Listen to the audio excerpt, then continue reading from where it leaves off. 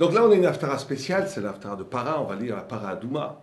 On va lire, c'est une halacha des Arba Parashot, on lit Shkalim avant Purim, on lit Zachor, pour rappeler Zechem juste avant Purim aussi, et on lit Para et Chodesh, Para pour la notion de purification, avant Pessah. C'est-à-dire qu'il y a une notion qui nous est demandée tout de suite qu'avant Pessah, il faut lire le Chelek, la partie dans la Torah qui s'appelle Para, à la fin du Maftir, au lieu de faire monter le Maftir, au lieu de répéter la fin de la paracha Shmini, on va lire le Keta, le segment dans la Torah qui parle de la vache rousse, de la vache rouge, il faudrait dire, qui purifie de la mort. Et après, on lit la Haftara qui parle aussi de cette purification de la mort, de la purification de Dieu. C'est Ezechiel où Dieu dit: je vous purifierai, je vous ramènerai en Israël, je jetterai sur vous de l'eau purificatrice. Toute la notion de purifier, de purification, de Tahara, qui est à l'origine même de la possibilité de faire Pessah. C'est qu'on ne peut pas faire Pessah, c'est ça que nous signifient les Chazal, nos sages, en nous obligeant de lire la paracha Para avant Pessah. On ne peut pas faire Pessah quand on est impur. D'ailleurs, c'est même pas nos sages. Dans la Torah elle-même, il est écrit qu'une des deux raisons pour lesquelles on n'est pas tour, ou on est exempt de faire le Korban Pessah, de fêter la fête de Pessah, une, c'est si on est Anous, si on est force majeure, on est trop loin de Jérusalem, on ne peut pas venir. Alors il y a le Pessah Sheni, le deuxième, le mois suivant, on peut faire Pessah, une sorte de Pessah de remplacement. Et la deuxième, si on est impur de la mort. Donc la nécessité absolue de se purifier avant de se libérer, de se purifier avant de vivre la libération de Pessah, la notion de Géoula, la notion de la sortie d'Égypte. Alors on va essayer de comprendre quel est le sens profond, ultime de cette purification. La Paradouma, vous savez que c'est quelque chose d'extraordinaire, parce que, précisément, ce qui amène la vie, ce qui purifie la mort, est représenté par un korban, un sacrifice qui devait être tout rouge, une vache qui est très difficile à trouver, vous savez que jusqu'à aujourd'hui on ne l'a pas trouvée, vous cherchez partout dans les fermes du monde, j'ai essayé de trouver une vache qui est complètement rouge, ça n'a pas deux poils blancs, dès qu'elle a deux poils blancs ou deux poils noirs, elle est plus cachère. Une fois, ils avaient cru trouver dans un kibbutz une paradouma, ils étaient tout contents, mais on a vu après, les rabbins sont venus, ont vérifié, il y avait deux poils blancs camouflés sous les poils rouges, donc c'était pas cachère.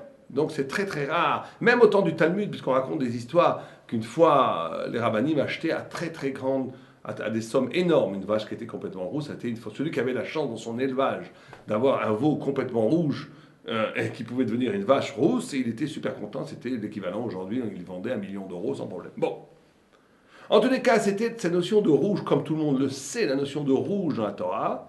Ça ne renvoie pas au communisme, mais ça renvoie à la notion même de din, de loi, de rigueur, de mort. Le rouge, c'est le sang, le rouge, c'est la rigueur, le rouge, c'est le din. Le din, c'est-à-dire la loi pure, la punition presque. Après, qu'est-ce qu'on fait de cette vache rousse? On la brûle complètement jusqu'à qu'elle devienne cendre. Oh, là aussi, le feu, c'est le din, le feu, c'est la rigueur, le feu, c'est la loi. Presque impersonnel, irrévocable, qui n'a pas de... C'est le contraire de la compassion, le contraire de la rachamim, le contraire de l'amour. Le feu, les cendres, le cendre, c'est quelque chose qui ne peut pas donner la vie. La cendre, ça ne donne pas la vie, c'est la mort. Or, on met tout ça dans de l'eau pure, Maïm Chaim, de l'eau qui vient des torrents. Et quand cette eau est mélangé avec ces cendres, on asperge la personne qui est contaminée, impurifiée par le contact d'un mort, et il devient pur.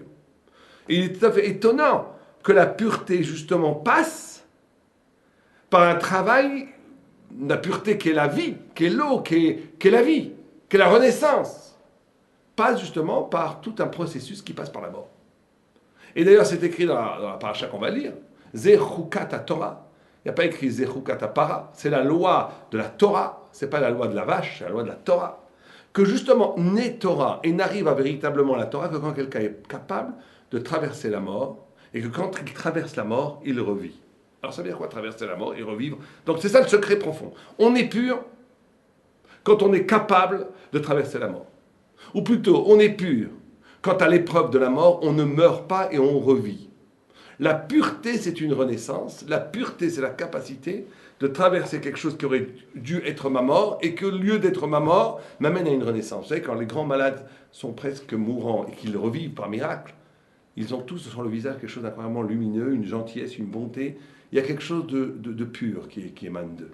Toute personne qui a failli mourir et qui ne meurt pas resplendit d'une vitalité nouvelle, d'une vie et d'une pureté qu'il n'avait pas avant l'accident. C'est très connu ça. Même des gens qui ne sont pas très élevés spirituellement, quand ils ont un accident cardiaque terrible et qu'ils ont failli passer, on voit qu'ils ont changé après. Ils sont plus proches de la vérité, ils sont plus proches de la beauté, ils sont plus proches de la pureté. Bon. Alors, le Maharal de Prague, parce que sans lui on ne comprend rien. Ce qu'on vient de dire, c'est des généralités. C'est vrai, la Torah nous le dit. La Torah nous dit qu'on est pur en traversant la mort. Bon. Et que c'est justement à partir d'un... On n'est pas pur en fuyant la mort, mais au contraire en la traversant. Bon, alors ça veut dire quoi? Alors le Maharal explique. Le Maharal de Prague, donc Gvorot Hashem, 27e chapitre, explique la chose suivante. Il dit que l'impureté, c'est toujours quelque chose de chitzoni, d'extérieur, et que la pureté, c'est toujours quelque chose d'intérieur. Il en veut pour preuve quand Dieu dit à Moshe Rabbeinu, dans le deuxième hôte, le deuxième signe que Dieu fait à Moïse, il lui dit que ta main, le premier signe, c'est quand il jette le bâton devient un serpent. Le deuxième signe, il dit ta main rentre là, sort là, dès qu'elle sort, elle devient lépreuse. Il dit rentre là, elle redevient pure. Il dit de là, quand elle est à l'extérieur, la main, elle est sujette, elle est victime de l'impureté parce qu'elle est extérieure, justement. Chitzonut, l'extérieur amène la pureté. Quand il la rentre à l'intérieur, elle redevient pure. Comme si la pureté et l'impureté se jouaient sur une capacité de s'identifier à des structures extérieures ou un retour à l'intérieur. Et le Maharal explique. Il dit quelqu'un est impur quand il s'identifie à des structures extérieures. Par exemple, des choses très simples. Quelqu'un qui travaille dans une boîte, dans une entreprise, et qu'il y a des normes de l'entreprise qui vous demandent d'agir de la façon A, B, C, les gens vont être capables de faire des pires horreurs pour être conformes à l'attente de l'entreprise. Ça, c'est l'impureté totale. Au temps de la Shoah, des nazis, des personnes qui auraient été tout à fait respectables dans un cadre sociologique différent ou dans un cadre historique différent, des gens tout à fait gentils, les mêmes personnes, puisque la société leur demande d'être des monstres, de déporter des enfants, de tuer des vieillards, de spolier les biens des juifs, etc., puisque c'est extérieurement recommandable, ces personnes-là vont devenir absolument impures, se damner à jamais, parce qu'ils vont être conformes à l'extériorité.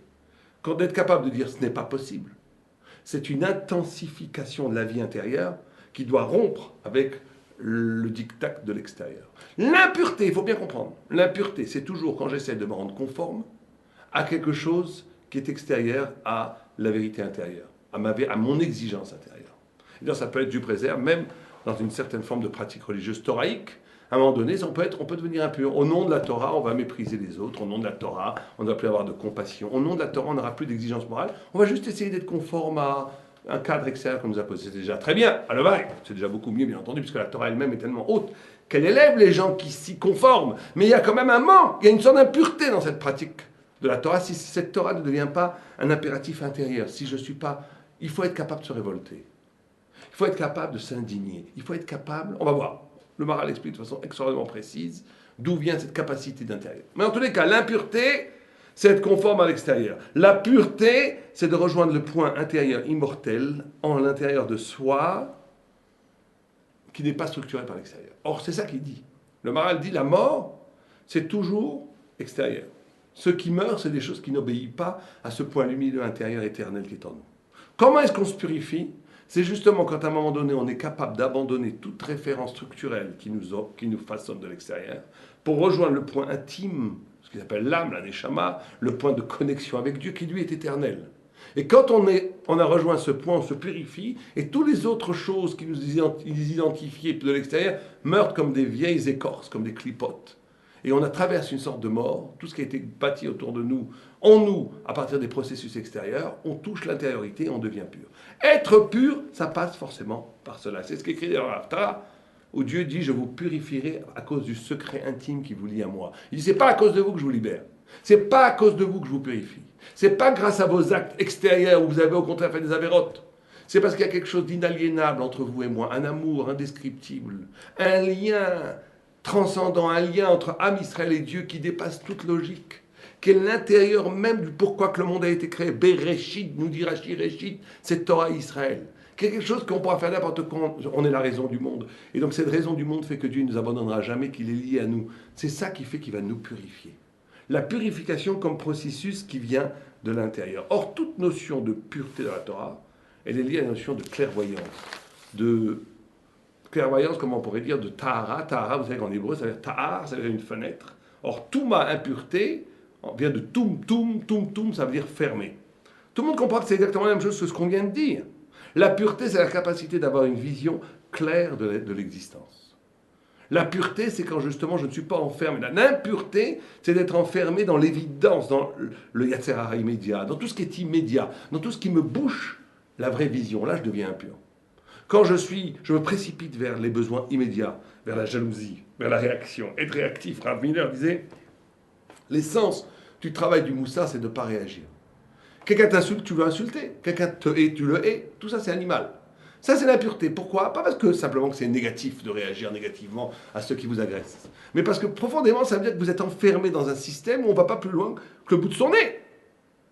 On est toum, on est tamé, on est dans l'impureté, on est coupé, on est fermé, on ne voit pas.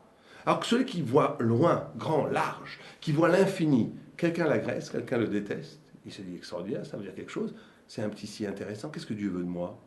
Et il regarde tout d'un coup, le gars, il regarde avec des yeux méchants, et lui, il regarde avec un sourire. Il dit, tu es un message de Dieu, tu es merveilleux, je vais essayer de comprendre qu'est-ce que Dieu veut de moi grâce à toi. Alors le gars, celui qui est capable de faire ça, le haineux, il va être désamorcé, il ne va rien comprendre. Le haineux, celui qui vous hait, qui vous veut du mal, qui vous attaque, il attend de vous que vous fassiez exactement la même chose. C'est ça qu'il recherche. Il recherche de s'abîmer avec vous dans une mesquinerie d'une relation mesquine et méchante. Mais je vais être capable de dire, mais non. Voyons plus large. Voyons plus loin. Soyons dans le Taor. Taor, c'est la lumière infinie, la clairvoyance. Ne soyons pas dans la fermeture de l'esprit. Alors là, on est purifié. Et ben, c'est ce qu'il faut faire. C'est la notion du mikvé. L'eau purifie, parce que justement, l'eau, c'est la première chose qui a été créée dans le monde, c'était ce qui recouvrait toute la planète. Donc quand on est dans l'eau et qu'on sort de l'eau, on est dans l'eau, on annule toutes les structures extérieures, on rejaillit comme un nouvel enfant, quelque chose de nouveau. Alors maintenant, comment concrètement, tout ça c'est formidable ce que nous dit le Maharal, mais comment concrètement arriver à ça? Alors le Rambam, dans la Chod, dans Matanot Levionim, il dit une chose extraordinaire. Il dit, l'homme n'est homme que quand il est capable de chesed, de mishpat et de tzaka. Chesed renvoie à l'acte, Mishpat renvoie à l'étude, Zdaka renvoie au Moussa. On va essayer de se comprendre, on va finir avec ça. Chesed, Mishpat, Zdaka. Chesed, c'est quoi? C'est un don de générosité. Quand je suis capable de faire quelque chose que je ne suis pas obligé de faire. Je ne suis pas obligé de le faire, mais je le fais. Je le fais pourquoi? Parce que je le fais. Parce que je suis généreux. Très bien, Chesed. C'est l'acte. Mishpat, c'est la notion de loi. J'ai quelque chose dans mes mains qui n'est pas à moi, il faut que je le rende. Ça, c'est la capacité de dépasser l'émotion, l'étude de la Torah. L'étude de la Torah, c'est transformer sa vie en vérité. Pas, non, c'est à moi parce que j'ai envie que c'est à moi. Vous savez que ça, c'est terrible comme mentalité. C'est une mentalité qu'on voit très très souvent chez nos voisins, où on change le réel par rapport au désir. Ça, c'est une mentalité qu'il faut combattre, qui peut nous infiltrer, nous contaminer. C'est-à-dire qu'à un moment donné, on vous envoie des bombes, vous répondez, c'est vous les assassins, c'est vous qui allez commencer à envoyer des bombes. Non, l'émotion va complètement moduler le réel. Ah, on attrape des gens sur le fait qu'ils ont essayé de faire passer des milliers d'armes. Non, c'est les juifs qui sont chakranim, qui sont menteurs, qui inventent des histoires. Alors, ce gars-là qui dit que les juifs sont chakranim, c'est celui qui est en train de faire le plus grand mensonge devant des dizaines de caméras. Vous vous rendez compte? Mais il y croit presque. Alors qui c'est qui ment? Pourquoi? Parce que comme la réalité me dérange, et que ça dérange mon émotion, l'émotion est plus forte que la réalité, donc je façonne la réalité par rapport à mon émotion. Ça, c'est le contraire de l'étude de la Torah, c'est l'émotion. C'est pour ça qu'il faut étudier la Torah. La Torah, c'est la justice, la vérité, la clairvoyance, l'intellectualisme, être capable de se plier à la vérité. C'est fondamental. Tant qu'un homme est né que dans l'émotion et qu'il voit le monde et qu'il parle que par rapport à ses désirs, c'est un homme qui n'a aucune date. Il est presque patron des mitzvot. C'est ce qu'on appelle un choté. Et donc, le mishpat, c'est cette notion essentielle de savoir ce qui est à moi est à moi, je n'ai pas le droit, ce qui est à toi, je n'ai pas le droit de rien, je te le rends. Alors, qu'est-ce que c'est la tzedaka? C'est quoi la tzedaka dans ce triptyque? Il y a d'abord le chesed, la générosité. Il y a le mishpat, donc la générosité, c'est l'acte, faire des actes de générosité. Le mishpat qui passe par l'étude de la Torah, l'étude récurrente de la Gemara, connaître la halacha, la loi, le mishpat, très bien, donc l'obligation. Et la tzedaka, c'est quoi? C'est du chesed. Si c'est du chesed, c'est déjà dit. Pourquoi le Rambam nous amène, il fait référence à cette haftara où il écrit chesed, mishpat ou tzedaka, dans Yechezkel. Donc, qu'est-ce que rajoute la tzedaka? Si c'est un chesed, tu l'as déjà dit. Si c'est une obligation de donner, c'est déjà mishpat. Alors là, on avance quelque chose, c'est exactement ce qu'on vient de dire. Le tzedaka, le chesed, c'est un don généreux. Je ne suis pas obligé de le faire.